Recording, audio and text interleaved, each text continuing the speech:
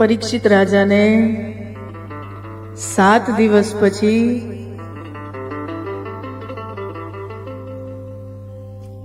તક્ષક સર્પના દંશથી મૃત્યુ થશે એવો શ્રાપ લાગ્યો છે.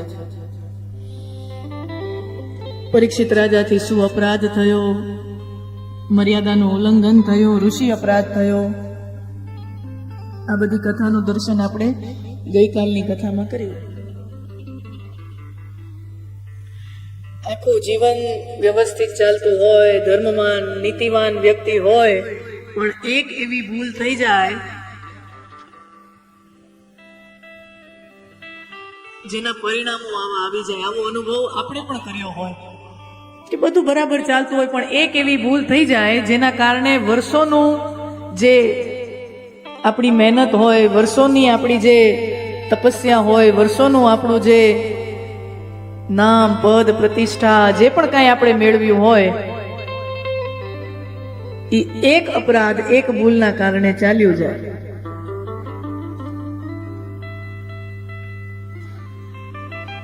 પરીક્ષિત રાજા પોતાના મૃત્યુને સુધારવા માટે ગંગા કિનારે આવે છે અને ત્યાં એમનું મિલન સુખદેવજી મહારાજ સાથે થાય છે અને સુંદર મજાની જ્ઞાન ચર્ચા કાલે ચાલી રહી હતી. અંતકાલે નારાયણ સ્મૃતિ.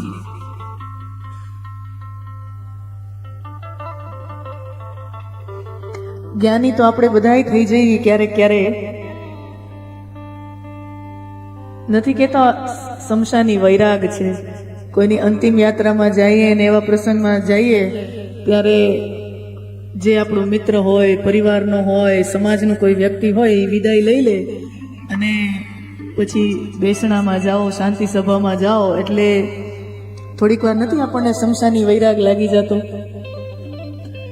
જે મિત્ર સાથે, જે સમાજનો જે વ્યક્તિ હતો, પાડોશી કોઈ પણ વ્યક્તિ હોય, કાલ સુધી આપણે ભેગા બેસીને ચા નાસ્તા કરતા હતા અને આજે એ વ્યક્તિ એક ફોટોમાં મઢાઈ ગયો.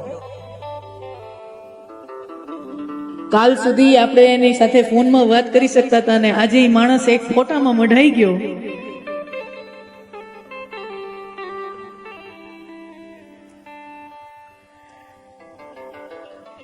ત્યારે થોડીક વાર માટે આપણને એમ થઈ જાય કે દુનિયામાં આપણે શું લઈ આવ્યા હતા અને દુનિયામાં શું લઈ જવાનું છે, અંતે એક ફોટામાં મઢાઈ જવાનું છે. એ થોડીક વાર માટે એવો વૈરાગ જાગે, પણ જેવું એ બેસણામાંથી ઊભા થઈને આપણે આપણા દુકાને જઈએ ને તો એ બધો વૈરાગ પાછો પૂરો થઈ જાય.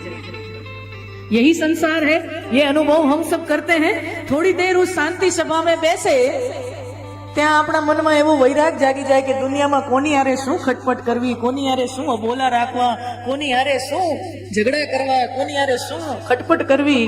પણ જેવા તમે એ બેસણામાંથી જાઓ અને પોતપોતાના ઘરમાં પોતપોતાના કામોમાં લાગી જાઓ એવો બધો વૈરાગ નીકળી જાય. કાશીમાં કબીરદાસ રહે. કબીરના દોહા આપણે સાંભળીને મોટા થયા હોય. કાશીમાં કબીર રહે.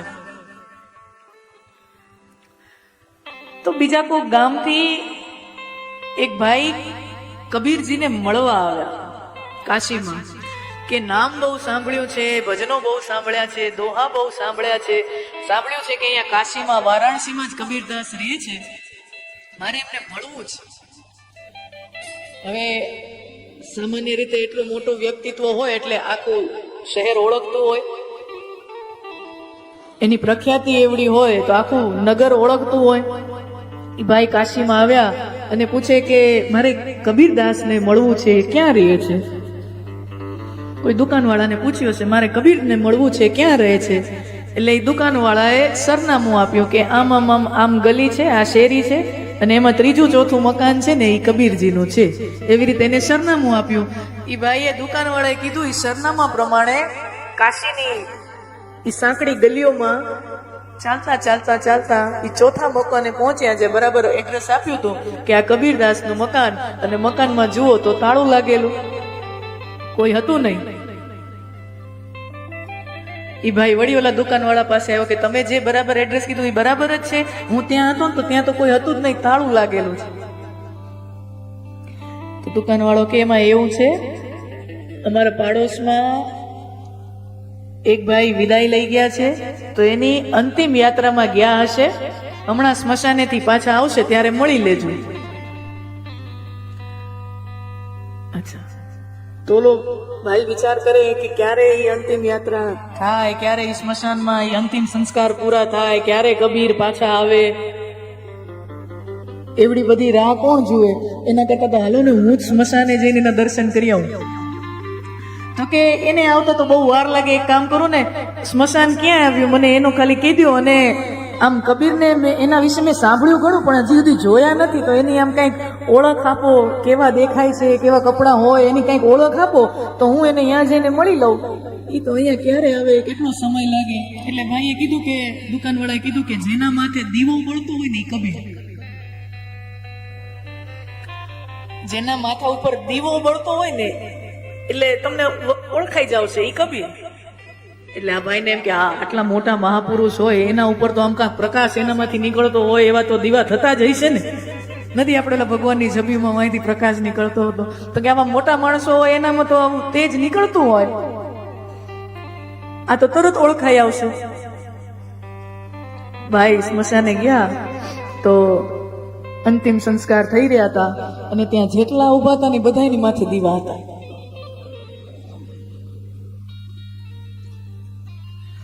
ત્યાં જેટલા ઉભા હતા ને અંતિમ સંસ્કાર વખતે એ બધાની માથે દીવા હતા.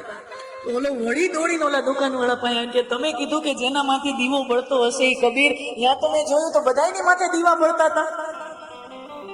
એટલે દુકાનવાળો કે ભાઈ તું થોડીક વાર ખમી જા, એ અંતિમ સંસ્કાર પૂરા થઈ જવા દે ને બધાને વારા ફરતી વારા બહારથી નીકળવા દે. અંદર સ્મશાનમાં કોકની ચિતા બળતી હોય ત્યારે તો બધાને જ્ઞાનના દીવા થઈ જાય, પણ બહારે નીકળે ને જેનો દીવો ટકે એ કબીર. ત્યાં તો બધાને જ્ઞાનનો ને વૈરાગનો દીપક અહીંયા આવી જ ગયો હોય કે આ સંસાર અસાર છે, કોઈ કોઈનું નથી, એકલા જવાનું છે. એ જ્ઞાન ને વૈરાગ તો સ્મશાનમાં બધાને થઈ જાય, પણ સ્મશાનમાંથી બહાર નીકળ્યા પછી જેનો દીપક ટકે, જેનું જ્ઞાન ટકે, વૈરાગ ટકે, ઈ સાચો કબીર. બહાર નીકળીને જેને દીવો ટકે ને ઈ કબીર.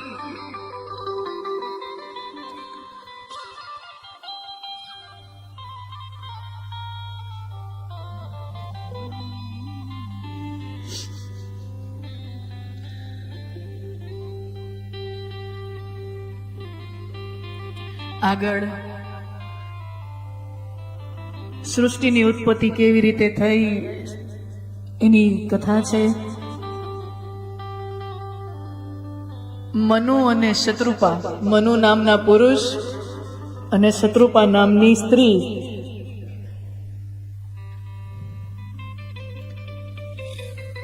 આ બંનેથી માનવ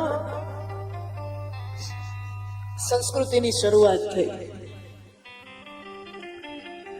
દનુના દીકરા હોય એને દાનવ કહેવાય, કુંતીના દીકરાને કૌંતેય કહેવાય, મનુના દીકરાને માનવ કહેવાય. એટલે આપણે બધા માનવ કહેવાય. શું કામ? કારણ કે મનુમાંથી આપણો વંશ ચાલ્યો છે. દુનિયામાં આદિ પુરુષ કોઈ હતા તો ઈ મનુ છે, અને બીજો શબ્દ આપણા માટે વપરાય છે ને એ છે મનુષ્ય. એટલે મનુનો વંશ વેલો એ મનુષ્ય અથવા માનવ. મારો ને તમારો વંશ મનુ મહારાજથી ચાલ્યો એટલે આપણે માનવ તરીકે ઓળખાયા. તો આવી જ રોચક ઇન્ટરેસ્ટિંગ કથાઓ, વાર્તાઓ જાણવા માણવા માટે મારી ચેનલ સાથે જરૂર જોડાયેલા રહો. સબસ્ક્રાઇબ કરો અને વિડીયો ગમ્યો હોય તો તમારા મિત્રો સાથે મન ભરીને શેર કરો. જય શ્રી કૃષ્ણ.